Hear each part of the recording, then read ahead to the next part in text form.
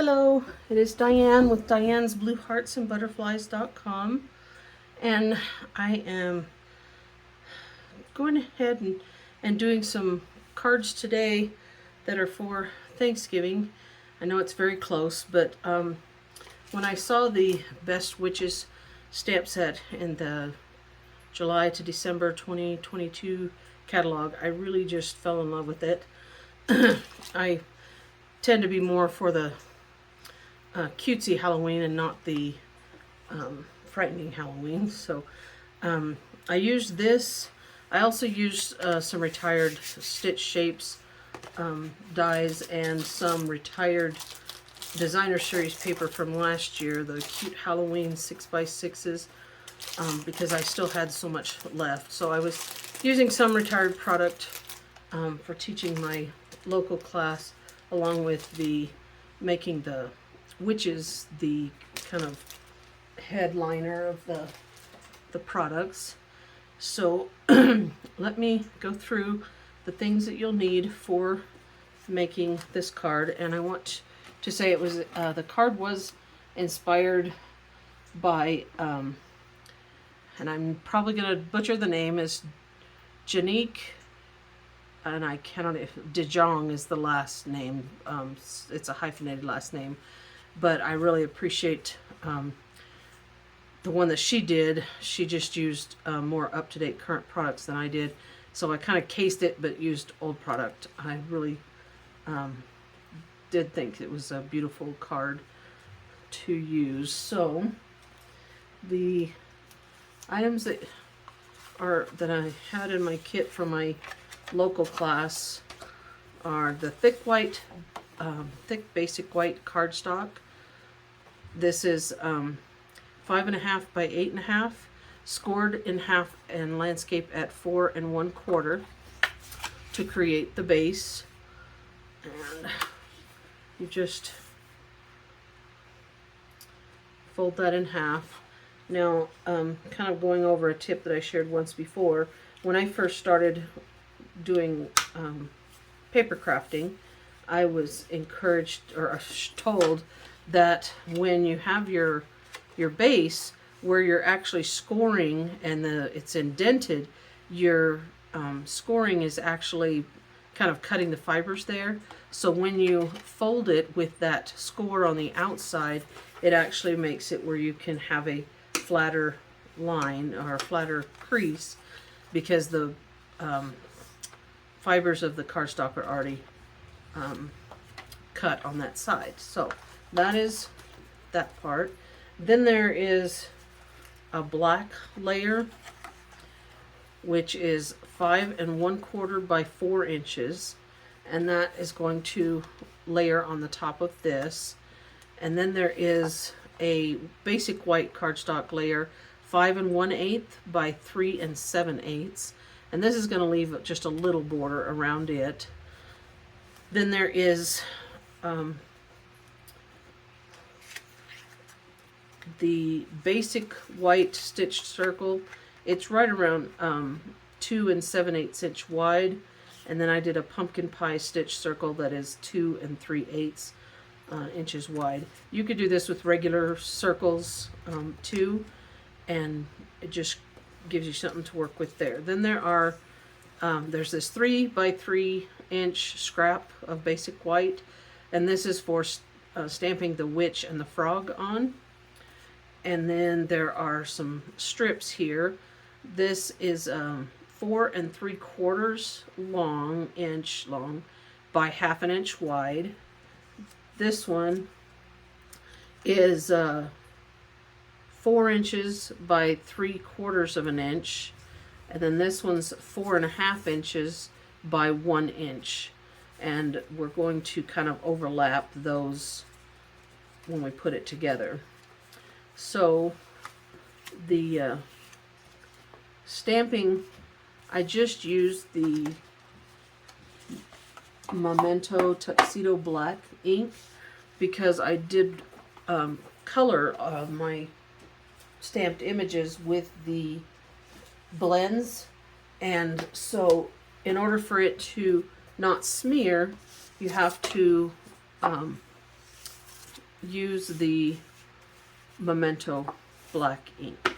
So I think this one I'm going to do the little witch that's stirring the cauldron, and it's a kind of large image, so I'm applying the ink to the stamp, and you just want to get it on that top, the top of the stamped raised image, and then you'll put that down on here. And it doesn't really matter that it's whether it's in the middle or not, because you're just trying to use this for stamping the image, and then you're going to end up cutting it out. And then I also used the, oh, where is it? The little frog image. And I just want to stamp him off to the side. And then you can color with your blends markers. I really liked using the the naturals, or whatever they call them. It's the ones that you can do all kinds of tones with, for animals, for humans, for whatever, for the skin. And then I did use some other of the blends here. And then I used the Wink of Stella pen for the, I colored some of these bubbles, and then I used the Wink of Stella to kind of give it a little sparkle. And then I also, when I colored the cauldron, let me kind of show you what I did here. And on the coloring that I have watched some people do, there's so many different ways of being able to do this, but a lot of people will start with the darker color to kind of give it a place to be, and then they use the lighter ones to, so that one was pumpkin pie dark, and then I'm going to use the dark mango melody to kind of go out from there a little bit, and you just kind of go over the pumpkin pie that you had, and it kind of blends with that. And then I'm going to take the light mango melody and go ahead and color the rest of the flames and bring those other colors to kind of come together. And then, of course, you color your cauldron. This is the dark basic black, and I'm just gonna do one shade of it, because a black cauldron's kind of a black cauldron. And I try not to get too close, so that I don't bleed into the other part of the image. I just kind of go around. The one thing I really like is it tends to blend together so that you see less of those lines like you would if you used the Stampin' Write markers or the colored pencils. This one is the dark soft suede, and I'm going to use that for the wood. There are two ends to these markers. There's the bullet end, which kind of lets you get in there with a finer tip, and then there's also the fatter end that's more like a brush. And so I'm thinking I'm going to use the dark mango melody for her hair.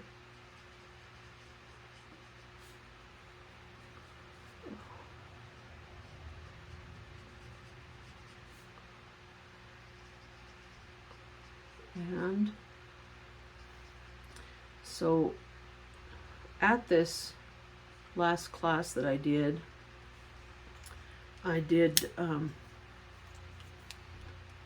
have the one card for each of the upcoming holidays. And so I'm going to make this buckle kind of a gold looking color.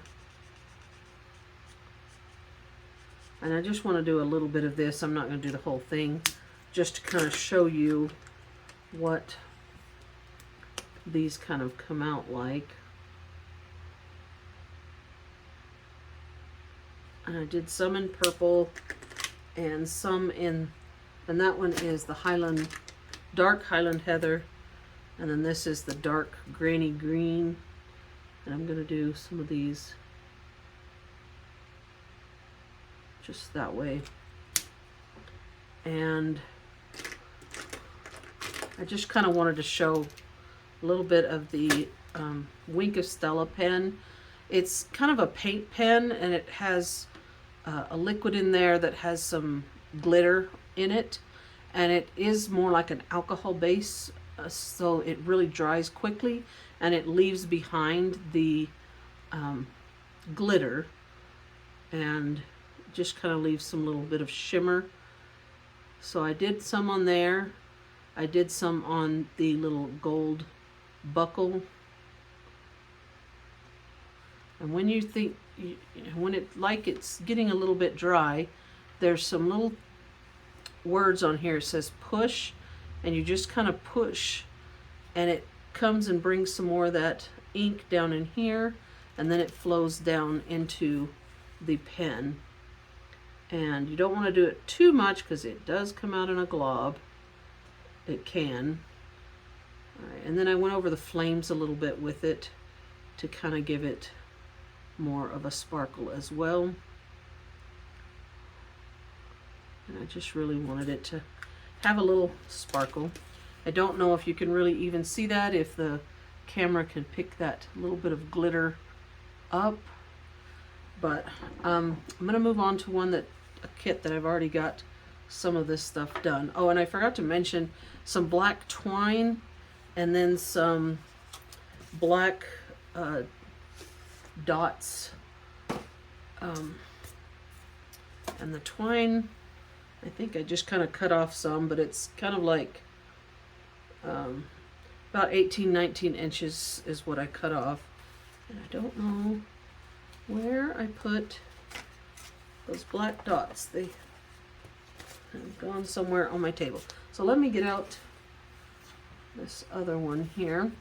I didn't want to spend a whole lot of time doing the coloring things. It is all personal preference, and able to do whatever you want. So this one, it's kind of where I told you before. I put some of that Wink of Stella to give it kind of a little bit of a glitter or glimmer to it. I also colored the dress and the cape and the hat and all that stuff. And then I just kind of wanted to go over some of this other stuff. Now there are several sentiments that you can use from the stamp set, and one of them is You've Put a Spell on Me. And so I did that down in this end of the layer that's going on the front. And then let me tray out this real quick. Oh, I found those black dots right down in here. Now I have just a whole bunch of the black dots, but I think this one is the classic matte dots, the last ones I got. You might be able to find, if they're still on the clearance, some of these stars or something, or if you have any other old black rhinestones or black dots or something. And instead of the black twine, you could use linen thread if that's what you have, but I liked the black. So let me get some of these things out of the way. And for the little girl and the frog, I did want to pop those up on the front of the card so that they kind of stood out. And the twine I had go behind the witch. so I wanted it to pop out so that the twine could be back behind there. And where the twine goes, it may get a little bit less sticky, and so I have glue dots that I can put on there for that. Get another one for my little frog here. Put those out of the way. And then I just start layering. So the white I'm going to put onto the black. And I like using the Seal Plus. It just seems to run a little bit smoother. You do have to be careful with it because it is a permanent one. So when you stick it down, it's pretty much where it's going to stay. So that's why I hold things up and kind of line it up, and then I put it down. And then the other thing is it's very, very strong tape, and so sometimes if you're not careful, it can start to pull up the cardstock and roll up inside of here, and then you have to kind of clear it out. But if you're careful and you just watch it, you can stop pretty quickly if you see it to start tearing. And it especially happens primarily when you've run it through an embossing folder. And then this one has a little bit more of a border on it.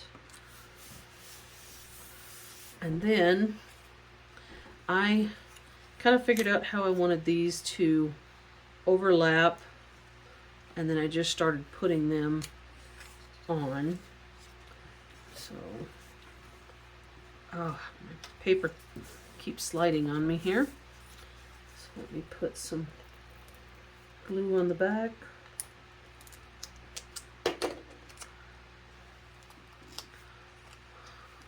Got a little bit off to the side, but you just kind of fold it back on itself and it'll stick. It's another thing I like about the Seal Plus is I can see it better and fold it over. So I'm just kind of putting this over to the side a bit. And then I'm going to take this cool one with the dots.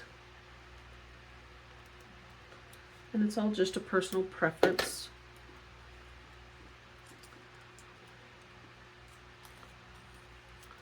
Went over a little bit. And then kind of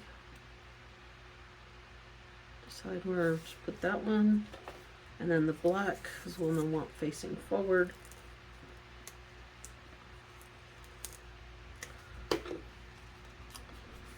With the little boos.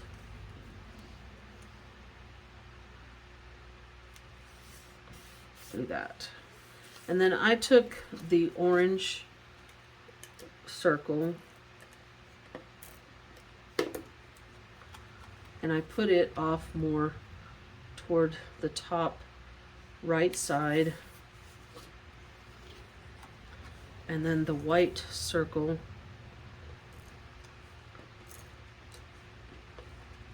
I kind of put more towards the middle of the card, because that's where I'm going to put the witch and the frog. So when it comes to this, I just removed the backings from these, and with the examples that I made one of them that I made 3 loops, and one of them I made 5 loops, and I really think I prefer the 3. But it's always up to you to do whichever one you like. My little foot got a little crooked there. But 5 was just a little too busy for me, but 3 kind of worked. But it's however that you want to do it. I just basically kind of started in one spot and just kind of looped it around and came through another place, and oi.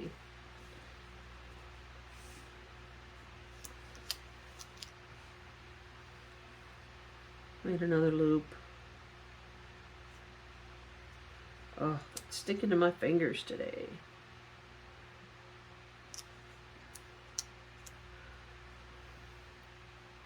And I am an independent Stampin' Up! Demonstrator in Nevada, and I really love sharing paper crafting with people. When COVID hit, I really had to find a way to reach out to primarily my local customers, because they're the ones that I had been teaching before. And one of the ways, it was either going to be Zoom or it was going to be something else. And I think I had kind of decided I wanted to do YouTube videos, because then it was, they could watch it when they wanted to. They didn't have to log in at a certain time or whatever. And so that's where I kind of went. I think I'm going to pull some of these loops back in. They just got a little big for me. And I'll pull this one back this way a little bit. Like I said, it gets a little messy on the back, and you kind of cover up some of your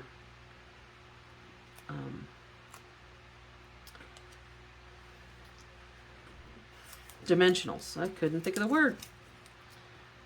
And so I'm just going to add, oh, it's a little cold in here. We had a kind of a winter weather come in, but I'm just going to add some of these glue dots where there's a whole bunch of string kind of over that string, so it'll still be sticky to go onto my card. But I did want the dimensionals because I wanted the height to come through. Alright, and so there are my loops, and then I can put that on here, and then I add my little frog, and you can add him wherever you want, but I just kind of liked him right off to the side over here. And then there's the little dots or black dots or whatever you have, and just kind of put them where you think they should go. Probably needed to move that one. Put that one actually up over here. So that is how simple it is. You can also stamp something on the inside if you wish, some kind of image or sentiment or something, and just makes for a cute little card. We got our little crooked. Pull it up just a little bit. There we go. All right, so I hope that you liked that, and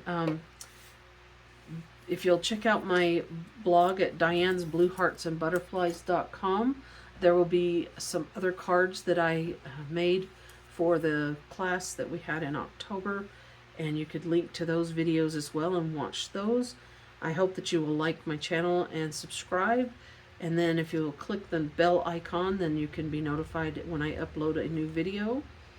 And I appreciate your time sharing it with me. Thank you.